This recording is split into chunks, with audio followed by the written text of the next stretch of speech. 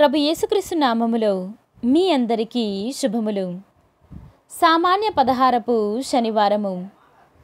పునీతులు జ్వాకీము అన్నమ్మ గార్ల నిర్బంధ స్మరణ.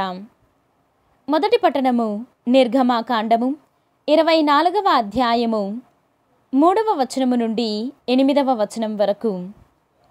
మోషే ఇశ్రాయేలుల కడకు వెళ్ళి యావే చేసిన నియమములను చెప్పిన విధులను వారికి వివరించెను. దానికి వారందరూ ఒక్క గొంతుతో యావే చెప్పిన నియమములన్నింటినీ మేము పాటింతుము అని పలికిరి. మోషే యావే చేసిన నియమములన్నింటినీ లిఖించెను. మరునాటి ప్రొద్దుట కొండపాదు దగ్గర పూజాపీఠమును నిర్మించెను. ఇశ్రాయేలీయులు 12 గోత్రములకు గుర్తుగా 12 శిలలను ఎత్తెను. అప్పుడు మోషే దహన బలులు సమర్పించుటకు, సమాధానాల బలులుగా కోడెలను వధించుటకు ఇశ్రాయేలీయులలో పడుచువాండ్రను కొంతమందిని పంపెను. మోషే కోడెల నెత్తురులో సగము పల్లెములో పోసి మిగిలిన సగమును పూజాపీఠముపై చల్లెను.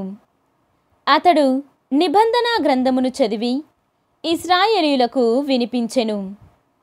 వారు యావే శాసనములెల్లా మేము అనుసరింతుము, మేము ఆయనకు విధేయులమై ఉందుము అనిరి. అప్పుడు మోషే పల్లెములో నెత్తురు ఇశ్రాయేలీయుల మీద ప్రోక్షించి, యావే మీకు ఈ నియమమును ప్రసాదించుచు మీతో చేసుకొనిన నిబంధనకు సంబంధించిన రక్తము ఇదియే అనెను.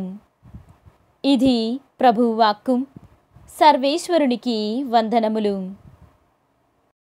ఈనాటి సువిశేషము పునీత మత్తయ్య గారు వ్రాసిన సువిశేషము 13వ అధ్యాయము 24వ వచనము నుండి 30వ వచనము వరకు. యేసు వారికి మరి ఒక ఉపమానము చెప్పెను. పరలోక రాజ్యము తన పొలమునందు మంచి విత్తనములు చల్లిన వానిని పోలియున్నది. జనులు నిద్రించువేళ వాని పగవాడు వచ్చి గోధుమలలో కలుపు గింజలు చల్లిపోయెను. పైరు మొలచి వెన్ను విడుచునప్పుడు కలుపు మొక్కలు కూడా కనిపింపసాగెను.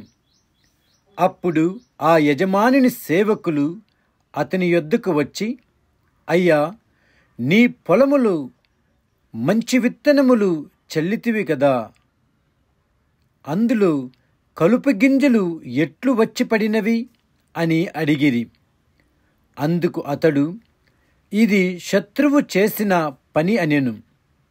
అంతట వారు, మేము వెళ్ళి వానిని పెరికి కుప్పవేయుమందువా అని అడిగిరి. వలదు కలుపు తీయబోయి గోధుమను కూడా పెళ్ళగింతురేమో, పంటకాలము వరకు రెండింటిని పెరగనిండు. అప్పుడు కోతగాండ్రులతో ముందుగా కలుపు తీసి వానిని అగ్నిలో వేయుటకు కట్టలు కట్టుడు, గోధుమలను నా గిడ్డంగులలో చేర్చుడు అని చెప్పెదను అనెను. ఇది క్రీస్తు సువిశేషము. క్రీస్తువా, మీకు స్తుతి కలుగునుగాక.